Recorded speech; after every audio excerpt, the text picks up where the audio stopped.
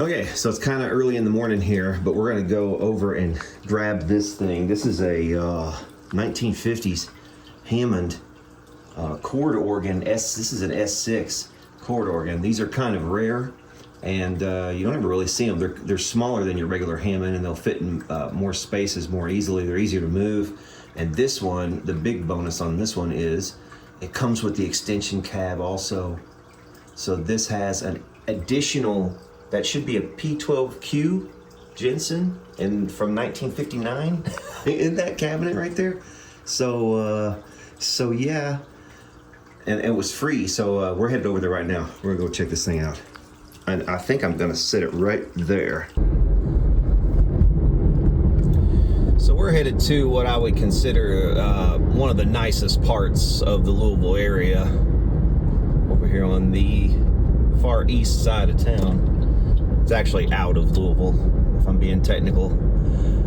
In Prospect, Kentucky, really cool little town. It's a completely planned town, and it's really, plasticky and planned. But at the same time, it's really quaint and cool, like you're in Mayberry or something. Like you expect Barney Fife with a single bullet, he's gonna pop out. But I'll get back with you guys when we pick this thing up. It shouldn't be more than a few minutes now. Okay, so the organ has been procured. You can see it back there. And man, this thing is in really good shape.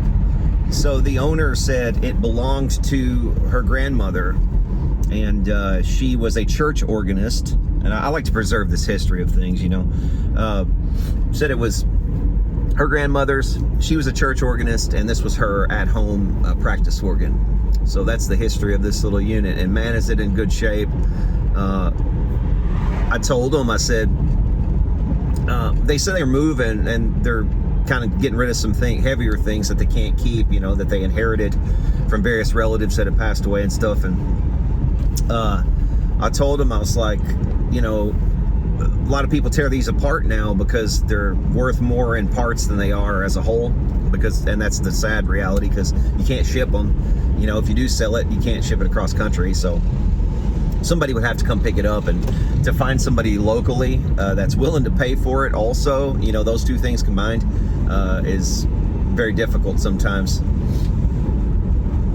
And I started pointing at some of the speaker. I was like, this speaker alone, this Jensen from 1959 in the back of this cabinet, it's probably worth $100 on eBay just by itself. And I said, and the tubes, all the tubes that are in the tone generator, all those 12AX7 preamp tubes and so forth, they're all going to be worth money, and they seemed to kind of grasp this, already. They kind of had an inkling that was the case, but I don't think they knew quite what they were missing out on. But I assured them, I was like, I'm not going to be doing that with this. I'm not going to be tearing this apart. And they were, the lady especially was not, was fond of that idea, that it was going to a good home and wasn't going to be just torn apart. It was actually going to be used and loved and used for music, so that's really cool to be able to provide her with that thought. But yeah, man, very, very, very, very cool. Yeah, now it's time for me to go home because I'm very tired. I'm very hungry, actually. I'm usually not up at this hour, and by this hour I mean 11:19 a.m. I'm usually not up until at least the crack of noon, That's a musician's life for you. Okay, we made it home, and if you're wondering whether or not one of these will fit inside of a Toyota RAV4, here's your answer. Yes, and also the tone cabinet will fit very snugly. Even larger Hammonds, wider ones, will fit in a RAV4, because usually the height is about the same. The only problem with the tone wheel generators is that they have oil in them, so you might get some leaky oil, so you might want to put something down for the oil that spills, or drain it first or something like that if you're going to set it down like this. But it can be done. Where there's a will, there's a way. Okay, so we got her in here. She fits pretty good. I just moved my old RCA, but yeah, she fits pretty good. So that'll give me something to play in here. Gotta replace the power cord on it, work on the cord that goes to the tone cabinet too, because it's frayed. So yeah, it's got a lot of work. I got to go through it really before I can start it up. So we'll do that a different day. But for now, at least it's in here. Okay, we got this thing inside, and I've got the back off of it over there, and we're gonna check it out. First, we'll look at this little extension cab. Okay, so this thing has its own little attenuator, level control built into it, and we do indeed have a Jensen speaker here. This is you can see there 22931. That's 1959, 31st week. That AO number right there, that is the Hammond number for their internal reference, and then that's a P12PS. That's what this speaker is, P12PS. I thought it was a P12Q, but I was mistaken. So anyway, still a cool speaker. Okay, we can see here on this comparison chart for Jensen Concert Series speakers. For the 12-inch speakers, the P12N is pretty much at the top of the heap for this time period. Clocks in at 18 watts. The P12P is right below that, clocking in at 16 watts. And the P12Q is below that still at 14, and then the R comes below that at 12. So actually, the P12Q is lower wattage than the P12P that we have in this cabinet here. The S on the end stands for some kind of extended range. It has a wiffle cone on it, so it has its extended range. It'll do like a little bit of more high end. It'll be a little sparklier for more high fidelity applications, such as, you know, with an organ. But that is awesome. Pretty good shape. It's got a little bit of like flower pot, you know, kind of water damage sort of on top there. It's not too bad. Perfect grill. This did not come with it. This was with another Hammond organ that I just happened to have that. But very nice surprise on the inside of this thing because it has reverb. I didn't realize this thing had reverb, but it does. So that means we have an AO35 amplifier over there. If I wanted to, I could make that into a kick-ass guitar amp. And if you haven't seen my videos on making one of those into a guitar amp, you can click up here and that will direct you to a video. But again, it has reverb. Here is the reverb tank, but it's not a tank. You can see what they've done here is they've allowed these they've allowed the springs to actually just kind of dangle, which gives them more length and makes the reverb even more delayed and longer as a result. Because of the size of the cabinet here, they've taken full advantage of it and just dangled the reverb springs instead of trying to make a big long tank out of it. You can see here, this is full of tubes. Full of tubes. We've got tubes pretty much everywhere, and you can see they're even labeled on the chassis. It's going to be kind of hard to see. Sorry. Let's see if I can get a little more light back here. This always kind of strobes, this flashlight, so I don't like using it. Sorry if it does. But you can see there we got a 6C4, a 12AX7A. That 12AX7 is a orange label. It's Hammond labeled, but it's RCA made.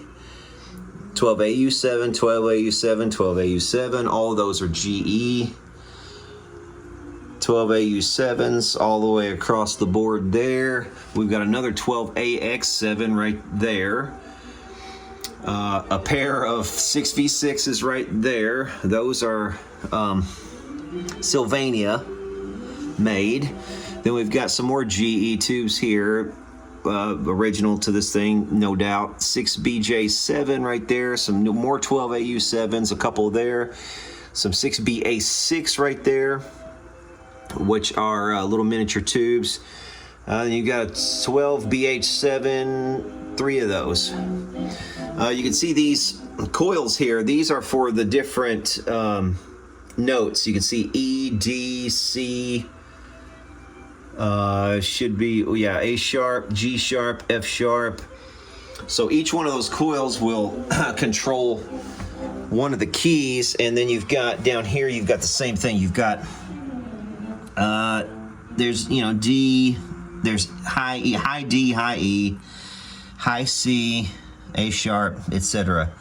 You can see here on this one it says tuning standards, C tuning instructions. You can actually tune these coils. This is, that's the one thing, it's a bit of a drawback with these models, is they do go out of tune because of the drift in the various components, so you do have to periodically tune these, unlike a tone wheel organ, which just spins at a constant rate and doesn't need tuning.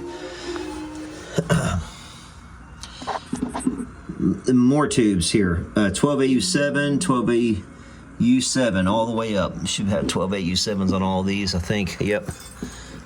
All 12AU7s, all GEs, all 188-20. I'm not sure what factory that is. Schenectady, New York, maybe. I don't know offhand. I could look it up though. But right there you can see 5630 on that tube. So all these tubes are from 1956. 30th week of 1956. I would say this is from 1956. I was also seeing some more codes on something or other. I can't remember what it was I saw it on. That can pretty much confirm this is most likely all 1956 made. So what a cool unit, and what a surprise, what a pleasant surprise that is to have that reverb unit installed, because I'll put a picture up and show you some other previous units to this. So actually it looks like I'm wrong, and the older S1 is the one that has the single 12-inch speaker, and also the S1 did not have the reverb unit installed either. So I've really got the best of all worlds here. They did come out with, I think it's a S100 later on in the 60s. Yeah, they did. They came out with an S100 later in the 60s, and it had some even more refinements. They got rid of the knee lever that controls the volume, and they replaced it with a standard foot pedal. What was throwing me off, see, I think before I went, I was seeing photographs like this one. You see right here, this Hammond S6. So I was looking these up online, and this one says a Hammond S6. I think they did make an S6 with and without the reverb. I think that's where I was kind of getting messed up. And a lot of these S6s that I was seeing, like most of these actually, did not have the reverb unit installed. So I'm very pleasantly surprised to find that we had the reverb in this unit, because most of these that I was seeing here, yeah, they just weren't weren't equipped with the reverb. But you'll see here on a Telecaster forum, somebody was going to part one of these out and make a 5F11 Tremolux, which you could absolutely do, because I mean you've got all the tubes are pretty much here. You've got output transformers. Pretty much everything that you need to make one of these is right here. You've even got two 10-inch speakers, so you could make a 210 Tremolux.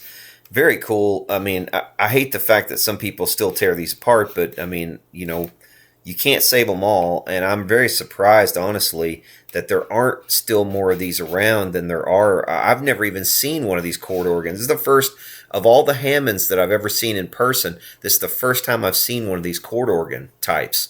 So, you know, I don't know, take that for what it's worth. I think they're probably pretty rare. I think back in the day they made 1 million of them, but for whatever reason, you just don't see them anymore. They might have all been, most of them might have been thrown away by now, because people just didn't really prize them as much as some of the bigger units. This has two 10-inch speakers, which is actually better, because you're getting really more square inches of speaker for your buck there to have the two 10s. And again, to have that reverb is just incredible. That's really, really cool. This cable that comes from the reverb, if you were to trace it back, it goes to the front to here, and that's the speaker out. And that's the reverb amplifier. So the reverb signal will come out of that and go to that extension cab. The problem is that's a bit chewed up, so we'll have to do something with that cord. Obviously, this is completely chewed up. We'll have to do something with this power cord. That's a very common. Electrolytic caps. So we've got electrolytic caps here, course, here on the reverb. And I can't remember if there's any in here in this power supply or not. Probably. I'm guessing there are. There's no cans, but there might be some discrete ones in there. Really not sure offhand. You know, but I mean, even if I were to tear this thing apart, which I'm not going to do, I even assured the owner that I will not be tearing this thing apart. But if I were going to tear this thing apart, I mean, look at all the tubes. I mean, this would be just a massive windfall of tubes. Not to mention little things like vintage knobs, like those Bakelite knobs right there. Those are DAC-aware 1950s knobs. You know, they're not cheap anymore. We've got two 10-inch speakers. I think those are probably Rolla. The codes are covered up on those, but I think they're Rolla, most likely. And then, you know, the amplifier, which I did not expect at all. I didn't think that this had that, but I was wrong. Yeah, man, just a windfall of parts, if nothing else. But I want to show you something. So there's two screws. There's one, you can see this screw here. And then on the other side, there's another one that's, I've already taken this one out. And this whole thing here will fold down. And like I said, this whole thing will just fold down. Just be careful about it. Make sure you don't pull any wires.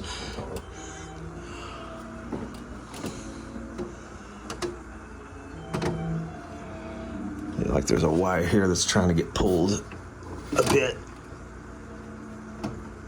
There we go. See, it kind of stops itself. This bracket rests, and then you can do servicing. But look at all the components. I mean, you want to talk about a job to change every one of these caps. It would be a very serious job if you had to do all of these caps. Now, most of these would probably still be fine, and I'm going to assume they are until I discover some reason otherwise, to think otherwise. But yeah, every one of these caps you can see actually. 178, that's the manufacturer code. 178, and then a 6, you see that code right there. 1786, that's 1956, 25th week of 1956. So the codes on these capacitors indicate that they're made by John E. Fast, and here is some video of a guy cutting into one, and you can see that these are not paper and oil, and they're not paper and wax capacitors. These are film capacitors.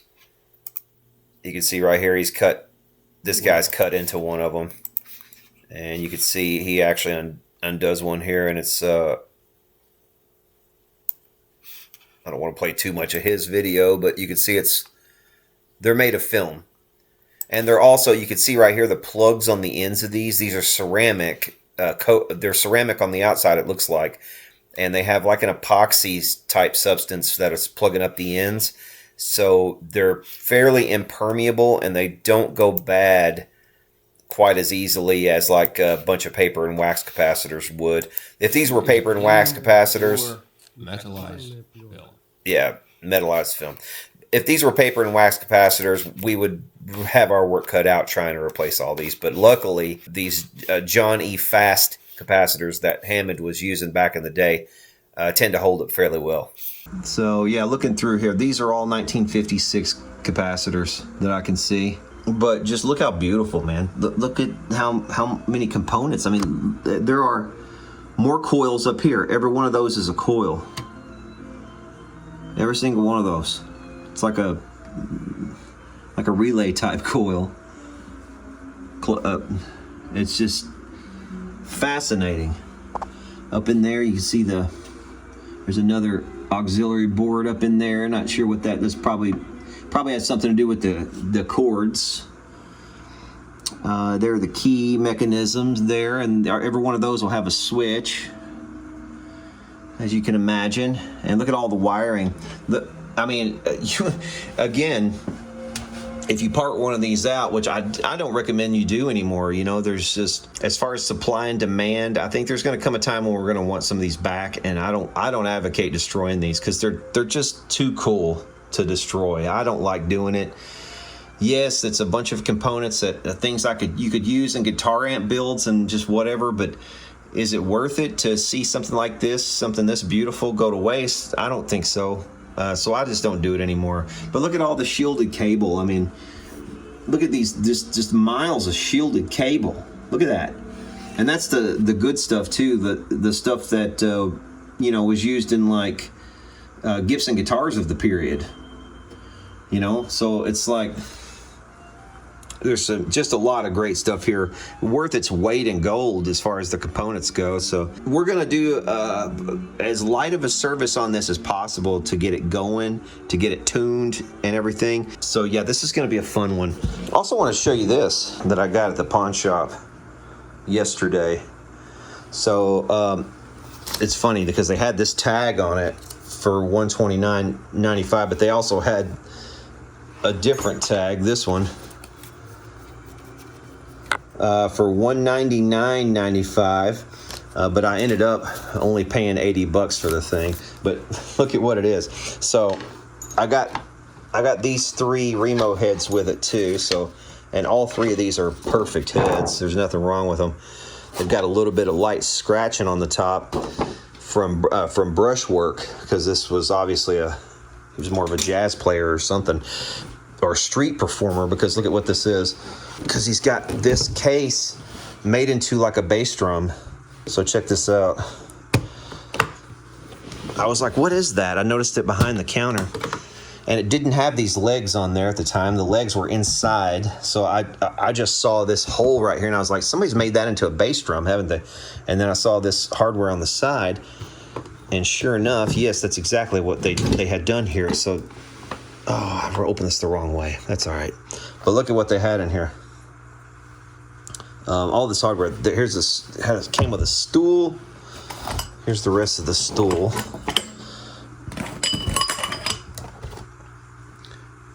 There is a snare stand right there. Bass drum pedal. It had with it. Also had this microphone, this clip-on microphone clip. Cable for a microphone. It had a Shure SM57 buried inside of it, and I don't think even the pawn shop knew that this was in here, because it was just kind of buried in amongst this stuff, and I noticed it when I was going through it, but I don't know if they knew it was there. But it's perfect, and it's not a Chinese knockoff. This actually spins. Most of the Chinese knockoffs will not spin like this. So it's a real 57, and it's in perfect condition. Got the clip, got the little the bag for it. So I got all of this for $80. Look at this. But look at this. This is the real coup right here. The stick. What's in this stick bag? Check this out. Hang on. Okay, so we got some sticks. We've got like New York Pro and Novas, which I mean to me are kind of no names. I don't never heard of the stick brands before, but we've got some SP percussion. There's some Vaders. This is a set of Vaders there. They're not in great shape, but they're usable still. And every one of these, like a pair of those, that's like a $30 pair of brushes. Every one of these. They're like 28 to $30. There's some Vic Firth live wires right there. Here's some, these are Regal tips. You know, again, just $30 a pop, every one of these pairs right here. We've got some Steve Gadd signature Vic Firth right there. Again, $30. And again, I gave $80 for all this stuff. I mean, and if you're adding up in your head, you know, you're thinking, okay, $20 cable, you know, I mean, who knows, $30 stand, $40 stand maybe, throne. You know, how much is that? Just that claw right there is probably a good $20, $25 for that, just for that. Again, there's another $30 there, another $30 there. I think these are even 40 right here. These, I think I looked them up earlier. These Polyflex, those right there. I mean, so you're talking, gosh, 30, 50, 90. There's probably, if you had to buy all that separate in the bag, you're probably looking at $250 easy worth of stuff right there, just in the sticks. And then I also got this, and these Remo heads were inside of that case too. Oh, it also had a nice little Tama key that was in here too. There's another snare stand in here. So that's another, what, you know, again, 20, 30 bucks, whatever those cost now.